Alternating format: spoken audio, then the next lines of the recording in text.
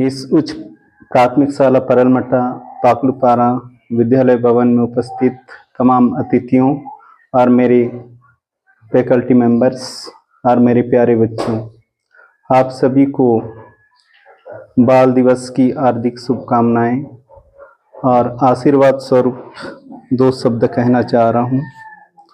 उम्मीद है आप सब ध्यानपूर्वक सुनेंगे। आज 14 नवंबर है, आप सब जानते हैं। इस दिवस को प्रतिवर्ष हमारे भारतवर्ष में बाल दिवस के रूप में मनाने का विधान है। आज उस बाल दिवस के मनाने के पीछे का जो इतिहास है उसको मैं आप सबके समक्ष रखने का प्रयास कर रहा हूँ।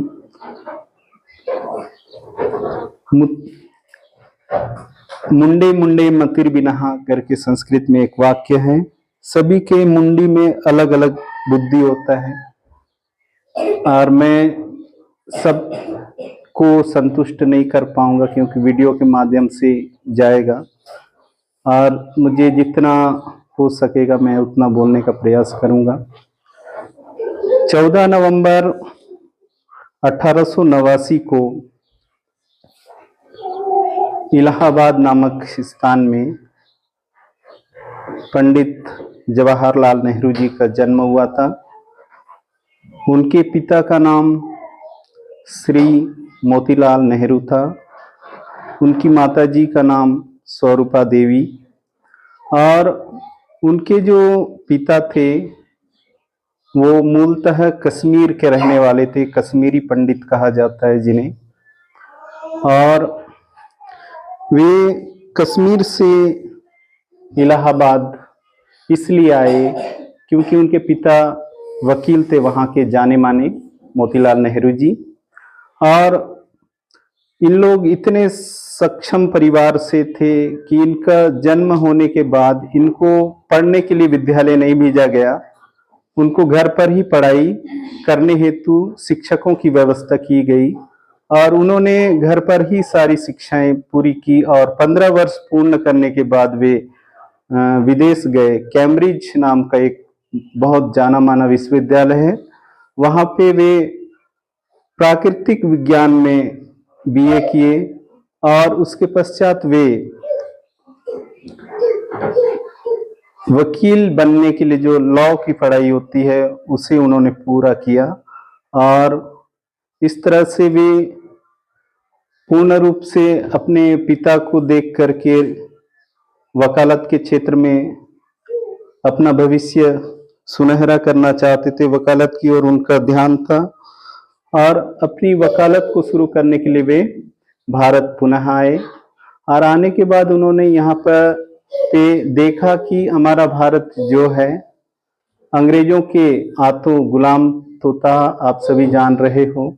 और उस समय की जो कुरीतियां थे, कुप्रथाएं थे, उन सब चीजों को देखकर उनका मन विचलित हुआ और उन्होंने प्रयास अपने स्तर पे शुरू किए और वे बाद में राजनीति के क्षेत्र की ओर आए और उन्होंने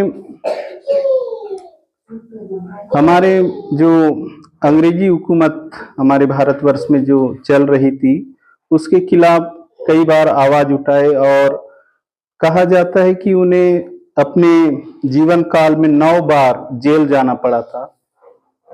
9 बार जेल जाना बोलने से छोटी मोटी बात नहीं है और उन्होंने पूर्ण रूप से अपने जीवन काल में कांग्रेस पार्टी को चुना। वे कांग्रेस के महासचिव भी हुए और अध्यक्ष भी हुए और उनके जो दादाजी थे वो दिल्ली के कोतवाल थे। तो इस तरह से उनका जो पैतृक बैकग्राउंड कहना चाहिए वो सक्षम थे, समर्थ परिवार से थे।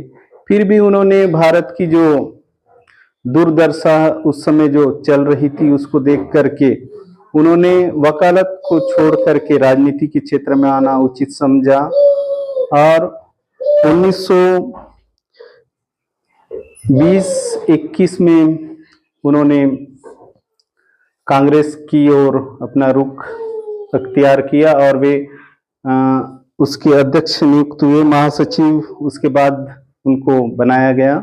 और उनके जीवन काल में हम अगर देखें तो हम पाते हैं कि वे 1936 में पूर्ण रूप से राजनीति के शिखर पर पहुंच चुके थे और उन्हीं के अध्यक्षता में उस समय, क्योंकि अभी के जैसे प्रत्येक राज्यों में उस समय चुनाव नहीं होता था, उस समय हमारा भारतवर्ष एक था और 11 प्रांतों में उस समय चलता था। तो उस 11 प्रांतों में इनकी निगरानी में चुनाव लड़ा गया। उस 11 सीट में से उन्हें 8 सीट कांग्रेस को मिली और विधिवत वे उस समय कांग्रेस के महासचिव घोषित हुए। इस तरह से उन्होंने कांग्रेस के लिए बहुत सारे कार्य किए। फिर इसके बाद उन्होंने भारत छोड़ो आंदोलन, चोरी चोरा कांड, इन सब चीजों को, जलियांवाला बाग, ये सब चीजों को देख करके आत्मसात किया कि मैं अपनी पूरी जिंदगी जो है भारत की दुर्दशा को मैं सुधारने का प्रयास करूंगा कह के। और उन्होंने अपने जीवन काल में जब जेल में थे तब उन्होंने अपनी एक आत्मकथा भी लिखी, डिस्कवरी ऑफ इंडिया करके। उसमें उन्होंने इस बात का जिक्र किया कि भारत के जो नीचे तबके के लोग हैं, जो बेगारी से अंग्रेजों के अधीन होकर के अपने जीवन को जो तबाह कर रहे हैं, उनके उत्थान के लिए जो बेहतर कार्य हो सकते हैं उन्हें हम पूरा करने का प्रयास करेंगे करके। तो उन्होंने उसी समय ये ठान लिया था कि किसान जो है भारत देश की उन्नति का अन्नदाता है और अगर हमारे भारत को सशक्त करना है तो किसानों की ओर ध्यान देना होगा कह के। तो उन्होंने ही पंचवर्षीय योजना नाम का एक योजना भी चालू किया था, जो आज भी पंचवर्षीय योजना के नाम से अनवरत चला आ रहा है। और वे कई बार जेल तो गए, लेकिन अपने आत्मविश्वास से कभी डगमगाए नहीं और वे हमारे भारतवर्ष को स्वतंत्र करने में अनेक आंदोलनों में अनवरत शामिल होते रहे। और पूर्णतः जब हमारा देश स्वतंत्र हुआ होने के पश्चात वे सबसे पहली बार जो प्रधानमंत्री पद का जो पद से नवाजा जिनको गया, वो पंडित जवाहरलाल नेहरू जी थे। प्रथम प्रधानमंत्री बनने का सौभाग्य उनको मिला और आज तक का इतिहास में सबसे लंबा कार्यकाल उन्हीं का था। सन 1947 से 1964, अगर मृत्यु नहीं होती तो उसके बाद भी होती। उनकी मृत्यु 27 मई 1964 को हो गई, तो उसके बाद उनका कार्यकाल समाप्त हो गया। जब भी कोई व्यक्ति अपने जीवन में शिखर को छूता है तो कुछ ना कुछ यादें छोड़ने के लिए समाज में कुछ ना कुछ ऐसे चीज छोड़ करके जाता है जिसको उनके जाने के बाद भी लोग मनाते हैं। तो उन्होंने अपने जन्म दिवस को जो है बच्चों के लिए अर्पित किया। किन के लिए अर्पित किया? बच्चों के लिए। और उन्होंने बच्चों के लिए अर्पित करने के बाद उस दिवस को जो है, खुद के जो जन्म दिवस है, उस जन्म दिवस को बाल दिवस घोषित करवाए। तब से लेकर के आज तक प्रतिवर्ष 14 नवंबर को बाल दिवस के रूप में मनाते हैं। और उन्होंने अपनी एक वसीयत लिखा था, द टेस्टामेंट करके। उसमें उन्होंने जिक्र ये किया था कि जब मैं मर जाऊं तो मेरा राख जो होगा ना, उसको इलाहाबाद के गंगा, इलाहाबाद वाराणसी के जो पवित्र धाम है उसमें प्रवाहित नहीं करोगे।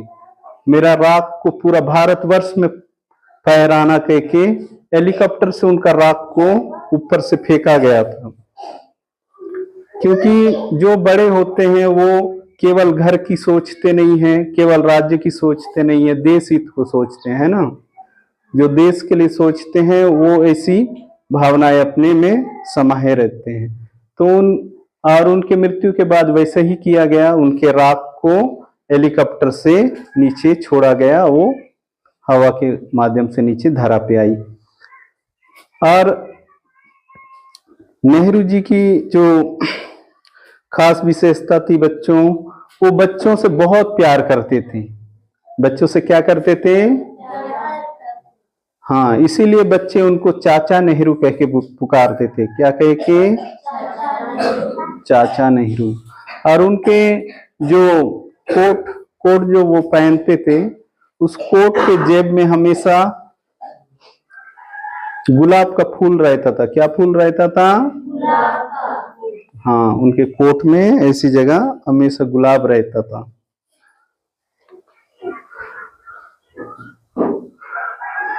जीवन में आप सभी चाचा नेहरू के जीवन से प्रेरित होकर के आगे बढ़ो, जीवन में तरक्की करो, शिक्षा को जितना हो सके उतना प्राप्त करने का प्रयास करो। ठीक है? माता पिता का नाम रोशन करो, अपने शिक्षकों का नाम रोशन करो, अपना नाम रोशन करो, अपने जो भी लक्ष्य हैं, जो भी सपने हैं, उनको पूरा करने का प्रयास करो। हमेशा बड़े बड़े जो विभूति हुए हैं, महात्मा आए हुए हैं, उनके जीवन से हमको सीखने का प्रयास करना है। ठीक है? खामियां हर किसी में है, खामियां हर किसी में है। यहाँ सामने बैठे हुए मंचासीन अतिथियों में भी खामियां हैं, मुझ में भी खामियां हैं, इधर आपके पेरेंट्स लोगों में भी खामियां हैं।